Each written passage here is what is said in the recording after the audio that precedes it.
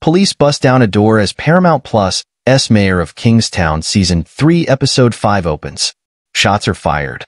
Officers are hit, but fortunately, it turns out to be a training exercise Kyle's taking part in.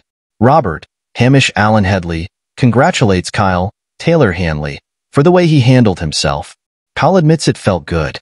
Apparently, Mike, Jeremy Renner, and Evelyn, Nikarzadigan, are a thing now as the first scene with either finds them together in the morning at her place. Evelyn wakes to the news there are more ODs, bringing the total to 18 deaths in recent weeks. Mike promises Bunny's going to fix it, but Evelyn's not sure it's his problem to fix. It turns out the deaths are caused by a mix of meth and opioid analogs.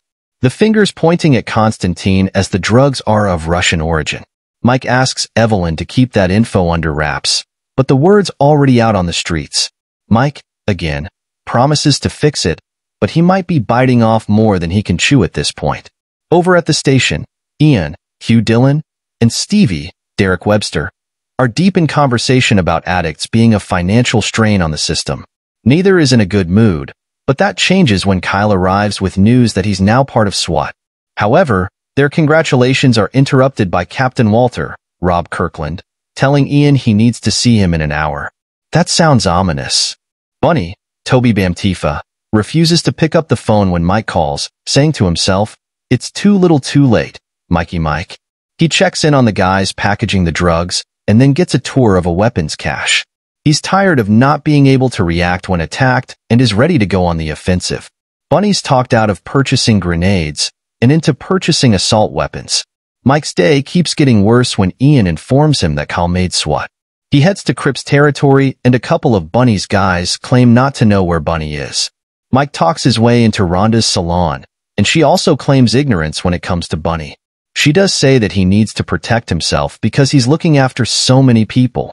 Constantine's getting high and talking to himself about Milo as Iris, Emma Laird, arrives at the club.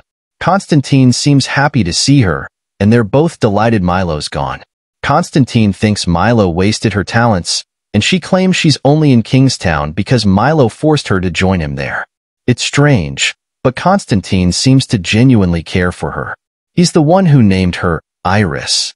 Ian's meeting with Captain Walter isn't as bad, or as dramatic, as it sounded. Walter hands Ian letters from families of murder victims, families who got closure only because Ian got serial killer Charlie Pickings to open up. Walter's just happy the department is getting some good publicity for once. Mike stops by Constantine's place and asks for a minute to talk. Constantine invites him to do so in front of Iris, with neither Mike nor Iris acknowledging they know each other. Mike wants the new Russian mob boss to stop poisoning street drugs, but Constantine insists he's not. Mike orders Constantine to back off Bunny just as the Crips pull up outside and start shooting. One guy barges into the club and shoots indiscriminately, leaving dead bodies inside and outside the club. Ian arrives at the crime scene. Upset Mike almost got himself killed. Ian's ready to arrest Bunny right now, but Mike jokes he wasn't aiming at him. Mike will handle this and suggests Ian get all the witnesses to the station and off the streets before the Crips return to finish the job. Ian wonders why Iris is there, and Mike doesn't know. Mike counsels Constantine to not retaliate. The Russian promises that when he acts with a purpose. All Bunny did was kill cannon fodder, discount meat marked for short sale. Mike warns Constantine not to engage with Bunny. The cops are on edge and just itching to take him down, given the opportunity. Mike and Ian interrogate Iris at the station, and Mike's confused about why Iris involved herself in Constantine's operation. Iris says he wants her working the front of the house, which will allow her to keep an eye on the Russians. She confirms she's doing it since Constantine is dangerous to Mike. Ian agrees with Iris, but Mike's worried she'll end up in a dumpster like Tatiana. Kyle's wife, Tracy, returns to her job as a nurse at the Women's Correctional Facility after being off on maternity leave. Her first day's rough as she's attacked by an inmate, and she seems ready to go home even though her shift just started. That night, Kyle's happy to share the news that he made the cut. Tracy wants him to let Robert know she'll come for him if he gets hurt. Kyle insists what is the safe move. Finally, Mike stops by to meet his nephew for the first time. He fills Kyle in on Iris getting close to Constantine and how that means she can't have contact with anyone around their family. Kyle assures his bro he'll tell Tracy to say she's never heard of her. It's late at night when Bunny finally calls Mike for a meetup.